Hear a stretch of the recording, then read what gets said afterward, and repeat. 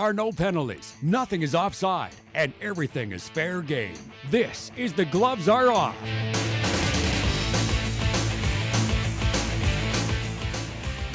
Hello and welcome to The Gloves Are Off. I'm Moses Wilden. We got a great show for you today. A lot of interesting topics, some controversial ones on both sides from the media as well as the athletes, and a guy who's familiar with controversy, Andrew Brethauer, the Lloydminster source. How are you?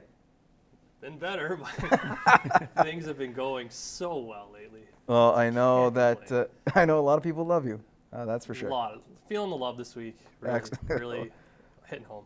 Community-minded guy I am, sharing the pride. I'm going to leave it at that because I know you got plenty to say. And we also got another guy who has plenty to say. Josh, you've been with us at Newcap for a little while now. You've done a fantastic job, Josh. Well, Ryan, of course, a NAIT grad, or soon to be NAIT grad. Yeah, not quite. Haven't got all the T's yet. It pains me to say that. I came from Lethbridge, and anything NAIT has kind of taken over at Newcap, but at least we got a friendly face, and we appreciate it, helping out with Newcap Sports. Yeah, I've really enjoyed it. Fun to be on right now. Awesome, and we're glad to have you on, and of course, let's get to those topics. And one that I guess has started a lot of controversy, and this is what I was getting at too, Andrew, was the NHL, and of course, how much the directors of player safety really want to hammer down and clamp down on players using their either fists or elbows or anything as a weapon, including hockey sticks. However, it seemed they went a little light for a certain superstar, and I'm referring to Duncan Keith. Duncan Keith, last week in a game against the Minnesota Wild, decided to throw his stick or swing his stick around, catching the Wild defenseman, Charlie Coyle, in the face. Now, Keith has since apologized. Coyle wasn't seriously injured, but Keith was only given 6 games, 5 regular season plus 1 playoff game. Andrew, I'm going to start with you. Did the NHL get it right by giving Keith just 6 games? Not even close. So far off. And we're going to go back to Dennis Wideman, because we talked about it a couple weeks ago. Who wasn't a repeat offender. Yeah. Right? So 20 games for a guy who's not a repeat offender, which then got taken down to 10. Keith's a repeat offender, and now both are vicious. If you actually look at them, you're swinging your stick at a guy, and in Wideman's case, hitting an official. How is he only getting 6? It's almost like they took a little lenient because it's Wideman got 20, we got pushed down to 10. Keith will probably appeal if we go any higher, and we want him in the playoffs. And I think that's the key thing there is that they want him in the playoffs. Chicago is such a big market team with so much media attention on them. You suspend him for 4 or 5 playoff games, that changes the Hawks' chances in the first round. It's simply done for the year. So the NHL, in terms of how they handled this, do you think... Well, Chicago's got to be happy at least that in 6 games, he won't miss enough time, especially just 1 playoff game. And if they can't survive that, then this team shouldn't be winning another championship.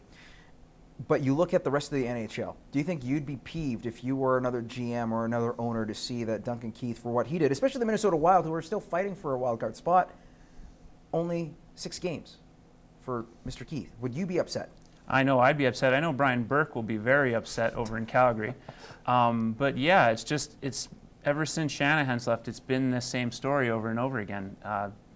You have major incidents, swings to the face, and they take a soft stance on it. It's also a problem too when you look at the preceding events with Coyle kind of throwing him to the ground. You had a similar situation with Kadri earlier last week where he has a guy take shots at him, those aren't called, then he retaliates. I think just when the NHL came out after the lockout in 2005, they took a hard stance, and we're going to call way more penalties, way more major suspensions, and people complained about the power play time. So some feels like maybe it's a reaction to that of just not wanting as much man advantage time or something. We're going to move forward and talk about the issues with Steven Stamkos. It looks like the Tampa Bay Lightning have suffered a big blow to their Stanley Cup chances. Steven Stamkos will be out about 1 to 3 months with a blood clot that was found in his arm. He's had the surgery, should be okay. But with that, they lose a big offensive power right there in Stamkos. However, there's a man currently in the AHL, albeit is a little banged up, but in his time has done well, and a bit of a social pariah, to say the least. Jonathan Drouin. Jonathan Drouin has been fantastic since he went down and actually assigned himself to Syracuse and came to the team. And you look what he's done, what the Lightning need this postseason. Would it be smart to maybe kiss and make up and then Drouin return to the Lightning lineup?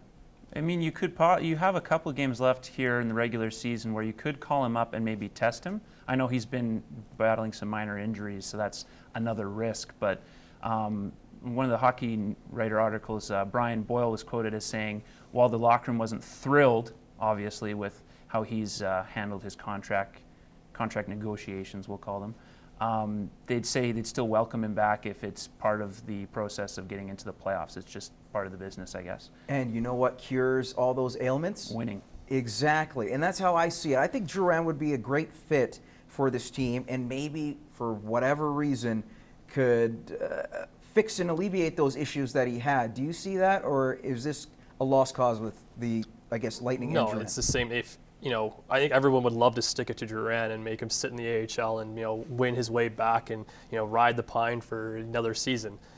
But Steve Yzerman wants to win a cup. And you do what's best for business, and you're going to bring a guy in. If bringing Jonathan Drouin brings you closer to the Stanley Cup or wins you a Stanley Cup, you suck up your pride and you give the guy the opportunity. Because if he can win you back then, and he's the guy that pushes you into that Stanley Cup, I think all will be forgiven pretty quickly. 17 games. Go ahead. No, actually, answer. No, and just to add to that, he's going to be motivated because this has not been a good PR for him this season. If he doesn't make an impact, if he comes into the lineup, then getting a contract next year won't be easy. 17 games. I was going to add this. 17 games in the AHL, 11 goals, 2 assists for Jonathan Drouin. The only problem he could have is that if he comes back and does bad, then his trade value is now totally wrecked. Because he can't play in the AHL. He has a bad attitude. You're not going to get anything for him. Well, you know what? And you know what? Maybe it comes down to that. It could be a win-win situation because if Yzerman can actually get this team going with Drouin, his stock goes up. They sell this kid high. They get whatever return they can, probably a lot more than what they have right now. If they sold him at this point, I think it would be a good idea. And you know what? You never know. Those guys can actually work out, and Drouin could still remain with the Tampa Bay Lightning. Now it's just a matter of seeing Steven Stamkos do the same this summer. All right, guys, we're going to take a commercial break. When we return, we're going to come up with more Gloves Are Off.